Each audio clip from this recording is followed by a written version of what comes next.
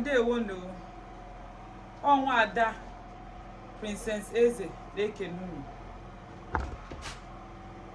unu ọnọkwa ọfụma o.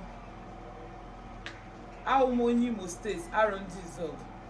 Biko nụ ka anyị na-enenenu Igboekunie TV.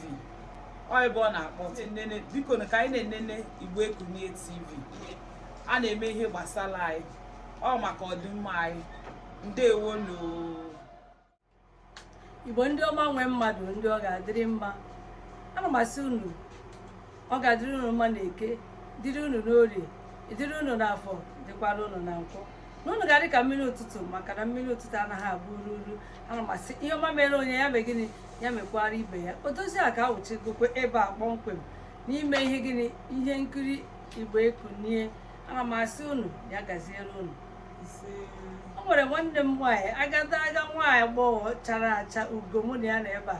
Achọrọ ka ọ kọwaa aha ya, ebe o si, o kwuo ihe gbasara ime ihe onyonyo Nollywood n'asụsụ Igbo ka ọ ka mma ka anyị mewe ya n'asụsụ Igbo. Ihe a ka anyị na-agịnị agba mbọ ya ka anyị nụ n'olu ya. Nwanne m nwaanyị biko kọwakwara ya aha gị ọzọ ịgwazi anyị ihe gbasara ime ihe onyonyo n'asụsụ Igbo ka ọ dịka nsị na mbụ.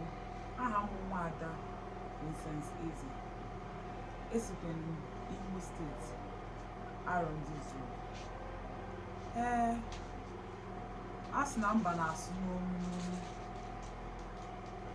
Oge agago mgbe a na-asị anyị ofu ka anyị were asụsụ nke ndị bekee wee na-eme ihe.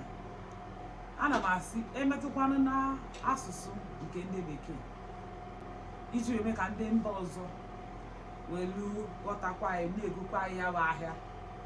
Anyị mekwa na asụsụ anyị emekwa n'asụsụ olubo anyị.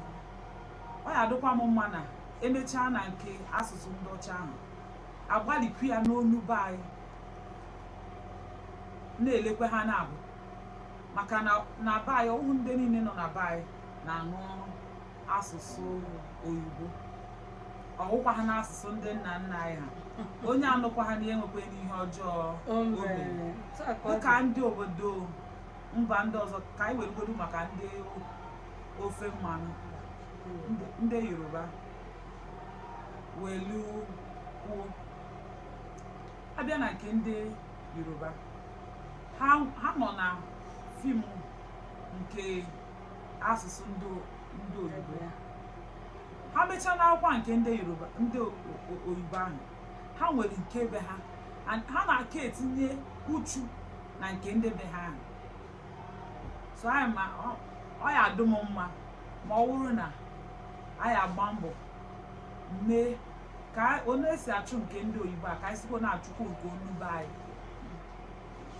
Ụmụazị na-etolitekwenụ ewee nwee mmasị n'asụsụ be anyị. Ọ dị mma otu o si kwu ya, otu a ka ọ dị, ọ dabara kpọmkwem. Atatụ ụkwa eme gịnị atatụ akị. Ka anyị na-emekwenụ na-akwalite ihe gbasara asụsụ. Mgbe ọbụla anyị na-eme ihe nkiri Nollywood n'asụsụ Igbo, ọ bụkwa inye Igbo ezigbo nkwado, ime ka ụmụ anyị na-amatakwa asụsụ na omenala Igbo. Ọ ga-adịrị unu na mma. Ekelela m unu nnukwu na nnọnyere nke ụbọchị nke taata. Nwanne m nwaanyị na-asị gịnị Igbo ya gịnị ya gaziere unu.